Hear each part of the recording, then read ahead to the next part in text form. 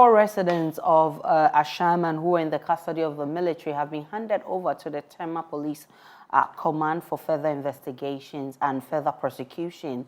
In an interview with Joy News, the ranking member of the Defense and Interior Committee of Parliament, James Agaga, indicated that the Military High Command, in a meeting with the committee on Thursday, accepted responsibility and also expressed regret over the brutalities on Tuesday.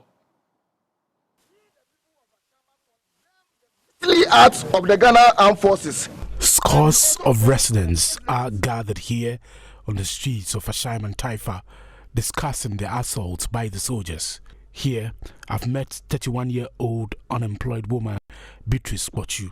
She looks distressed and says she has not heard from her husband since Tuesday when she was taken away by the military in that swoop. I had no idea what was happening. They arrested him on his way to a public toilet in the neighborhood. 3 days. It has been 3 days now, and I have not heard anything from him. Our child is unwell.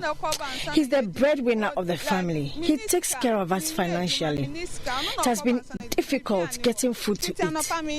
3 days, I have not been able to send our child to the hospital.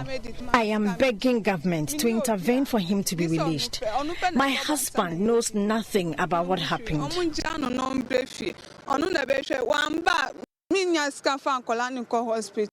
It is possible Beatrice's husband is part of the 34 Ashaiman residents who have now been handed over to the Tema police for further investigation and possible prosecution.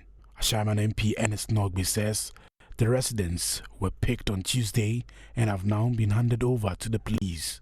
But by and large, as we sat in the meeting today, and they have admitted that there were excesses and they were going to the ground and also ascertain the facts, we still have about 34 men with the military, which this afternoon the CDS told me they were sent to the police high command in Tema. And so I'm going to make a follow-up to the commander, the police commander, the regional commander in Tema to see what the outcome of their screening is, so that if there's a need for us to even require bail for them, we will do that. But as I speak to you, about 34 of them are still in police custody per the briefing of the CDS that they have sent them to the regional command of the police. You also have marks in your body? Yeah, I do have let me see that. Whoa. Wait, what caused this? What did they use to beat you? Any weapon they having on their hands. Others were using rope. Oh, no. He still have some bruises behind him, but we can't show that on TV. They were using... These are assault marks behind you? Yes, sir. What kind of weapons? Others were using neem tree branches and cables, PVC pipes, and all types of things that they are holding. So when were you released? Were you released on the same day? Yeah, I was released on the same day around 11 p.m. as my colleague friend said it. So you were also only in boxer shorts? Yes. No singlet or anything? No dress. And they dropped you at what? Ashaiman roundabout.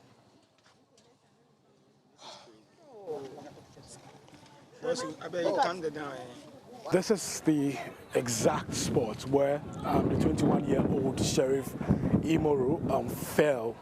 Residents here tell me that they discovered the body here early in the morning. We're told that he had run from a distance of about 300 meters after he was stabbed, but couldn't continue with his journey and then fell right here. And this is the point where the community people discovered the body. Goswe Kumakil is one of the organizers of a press conference calling for justice and punishment for the perpetrators of Tuesday's brutality. We were beaten. You roll on the floor, you eat like a dog on the floor. They left us around 10:30 that way. Okay. And they took us from official town, but bringing us home, they left us at Timber Market with only a boxer short and no tops. Wait, when you were going, were you wearing a shirt? We were not. We were picked up from official town with no top. You're not allowed to wear anything? We are not allowed to wear dress. Okay. We are bare-chested like my gentleman, but with only boxer shorts. From here to Michelle Camp to Bema Camp. In bringing us back, we were left at Timber Market, the runabout, naked like that. David Kemi is a former teacher. He has a deep cut on his head, and then he also has some assault marks at his back. He says the soldiers who meted out those beatings to them must be made to face the full rigors of the law. Somewhere 4 o'clock, I opened my gate. When I opened the gate, I saw the armor car under the shade of the tree, just at the back of the shade of the tree, and one commando here, standing here, and he used the gun on me. So asked me to come. So I thought he needed an information. But then I was my boxer. I did not wear anything. So when I came, he just asked me to go closer.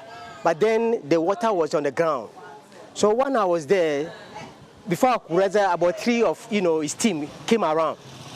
They started slapping me, and then they asked me to roll on the ground. Head, but this cut is from the belt. The belt that the man lose the belt and they hit it, and I was trying to parade it, and I had a cut. Ranking member of the Defense and Interior Committee, James Agaga, revealed the military high command in a meeting with the committee on Thursday accepted responsibility and expressed regret for Tuesday's brutalities. In the course of the deliberations, high command took responsibility for the operation, but they went ahead to express some regret at the excesses that we all saw in videos that have gone viral. We all condemned the excesses, and so we are looking to visit Ashaiman as a committee together with the command. We've been joined by the Member of Parliament for Ashaiman, Ernest Nogbe. Thank you so much for joining us, Honorable Nogbe. Have you been able to see these 34 people, and have you engaged them? Yeah, thank you very much. I've not been able to see them as we speak, but we are making frantic efforts to have all of them at one place so that we'll be able to talk to them. But yes, I can confirm that yesterday I met with the Chief of Defense Staff who told me they were going to release them after yesterday. And so early this morning we spoke, and he confirmed to me that he has released them back to the community.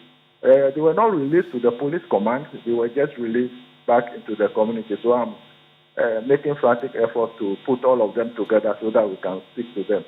But before their release, what were the issues, or what did the military tell you, reason why they kept them? Because we knew that there were 180 and then some were released, and then these 34 individuals were left. Why were they being kept? Well, that was what, according to them, they found illegal substances on some of them, which they were doing further and better screening to ascertain the veracity of or otherwise of it. And so 150 out of them were released because, according to them, most of them were just going to work, and some were also on bed when they picked them up, so they had to release them as quickly as possible. And the remaining 34, some of them also, according to them, have some questionable characters and demeanors, whatever. And so that is why they kept them to do better and further checks on them before they release them. So on what basis are they releasing them now?